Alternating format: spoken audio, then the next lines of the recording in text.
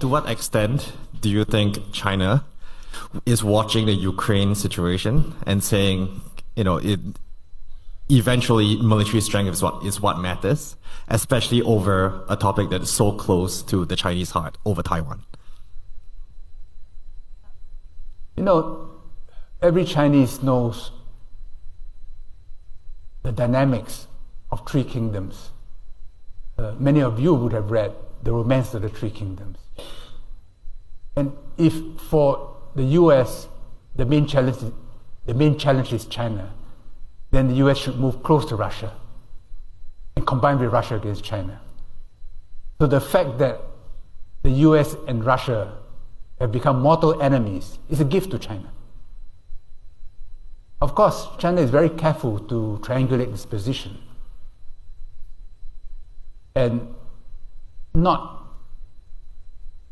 be too much in Russia's camp. I think they are about 55-45, with a bit more weight on Russia than on the West. And it's a comfortable position for them to be in. Sometimes they're 60-40, but I think right now 55-45. And if there's a possibility of peace, they'll move towards 52-48. But it'll never be 50-50, because they know that if Russia goes down, all the pressure will be on them.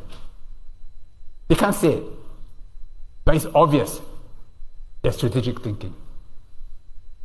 Gaza is another gift to China, because these for them are distant wars. And it takes away unwelcome attention by the Americans of them in East Asia. And it'll be prolonged. In the end, some kind of a partition of Ukraine is inevitable, like the partition of the Korean Peninsula. It can go on for decades. There'll be peace. One part will join the EU, like Cyprus, like what happened to Cyprus. But there'll be no peace agreement. And for as long as there's no peace agreement, there'll be continuing antagonism between the West and Russia, which means that the relationship between Russia and China will be close for decades to come. So this is a new phase in history. Thank you. Certainly the sudden outbreak of the war in Ukraine has almost like thrown a monkey wrench into the global politics and changed the calculations on all sides. And you say that has been, for China, it has given them breathing space in this competition with the United States. Yes, the gentleman on the side to the left. Yes. Thank you for the talk. So my friends in China have been very well educated friends in China. They're generally fairly pessimistic based on the trend over the last 10 years. So I'm curious about your perspective on China for the next 20 years or so, and also on China-US relationships.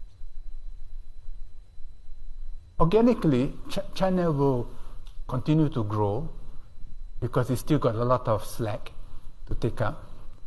Eventually, it has to confront demographic decline and ossification of its system. Many people worry about centralized rule in China, worry about key man risk. The irony is this, that if there's no centralized rule in China, if there are factions, then corruption is inevitable. In China, to get around corruption, you have to centralize. But of course, within that central system, sub-factions are now evolving.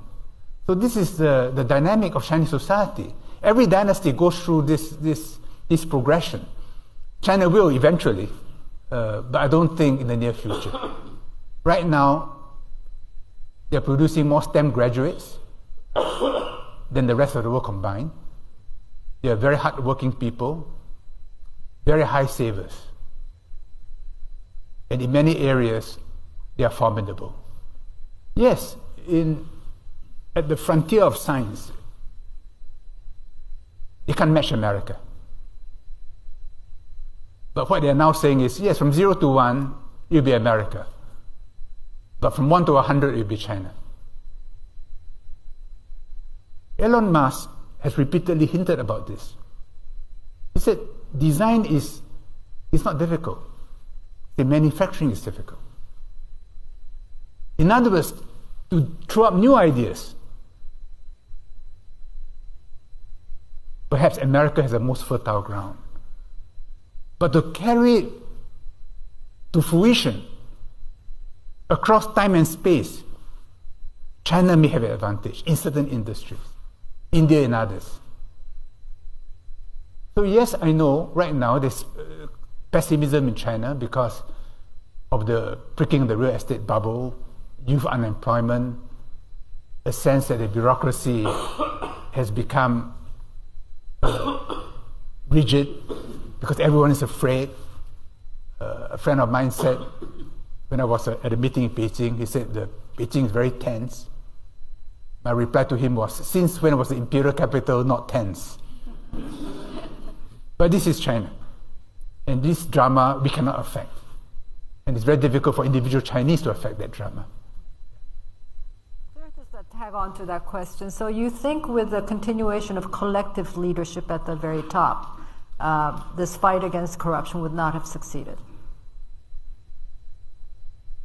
No, if there were factions like you had in the earlier period, you can never fight corruption because each would favor his own loyalists. And you can never take away corruption from Chinese society because it's embedded in Confucian relationships. You know, from Qing dynasty to Han dynasty, the great change was the idea of Li. Li as in Li Mao as in Li Wu. Li. Ritual, behavior, to organize large numbers. So during the Tang dynasty, they lost it, and then Han came around and said, no, stop this religious nonsense, worshipping Buddha bones and so on. Go back to Confucius. Song dynasty, again, go back to Confucius. And today in China, they're going back to Confucius because it's such a vast country. The idea that you have a constitutional republic where the emperor can be questioned, can be litigated.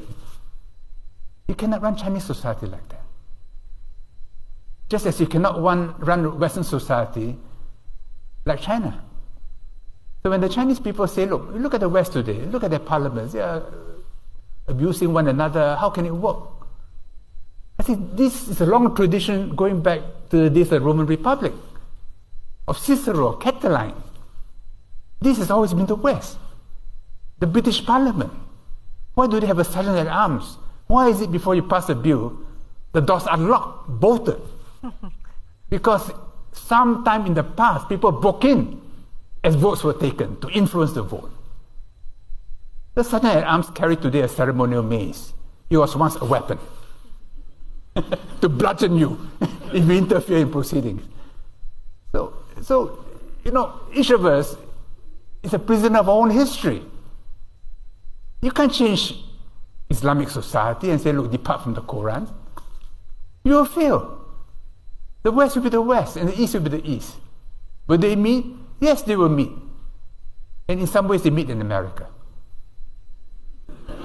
as a meta system, which was the original liberal idea. But today, the liberal idea has become doctrinal, has become ideological.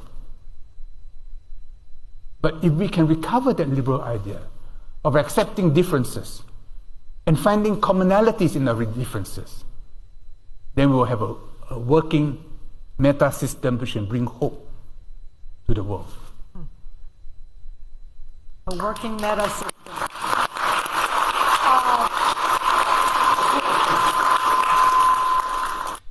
You mentioned that there are certain behaviors that can't be changed in Chinese society.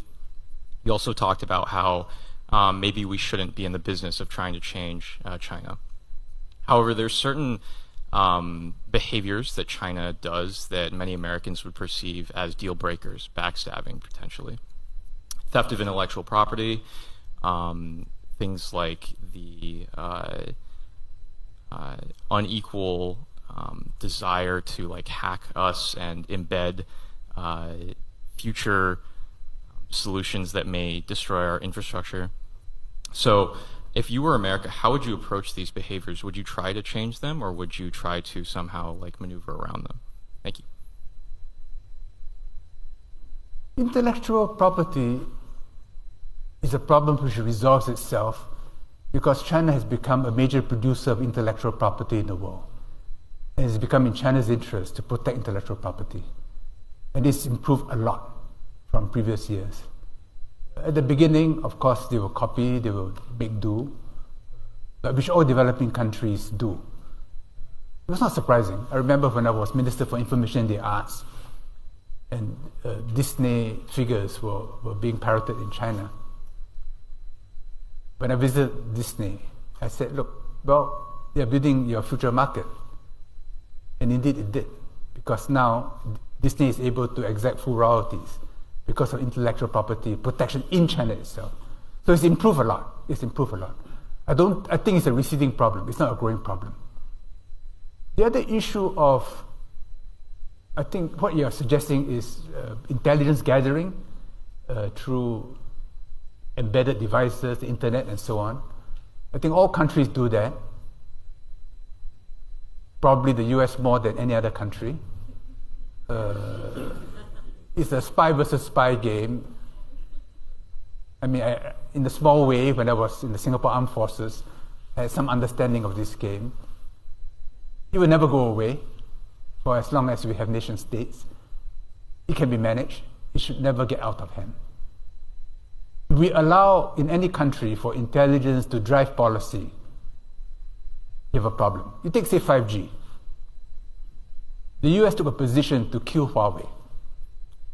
In the latest Economist, they wrote a long piece on Huawei, how the US has failed to kill Huawei, and has in fact made it stronger. Well,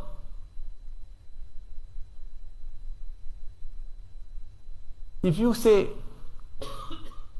I want to deny the Chinese a capability to prevent me from doing what I've always done, which is to access everybody's system, then I'm denying Western society also. So today, 5G in the US and Europe is way below 5G in China. So real industry is being affected. When intelligence drives policy, policy is suboptimal. But policy cannot ignore intelligence consideration. So I was in the Army, I was in the Air Force, I was in the Defense Ministry. Then I went over to become Minister for Trade and Industry. I went over to Foreign Affairs. So I see it from both sides. You have to strike a balance between your capabilities and your immunological system. If you have an overwrought immunological system, in the end, you hurt yourself. But this is the phase the West is going through.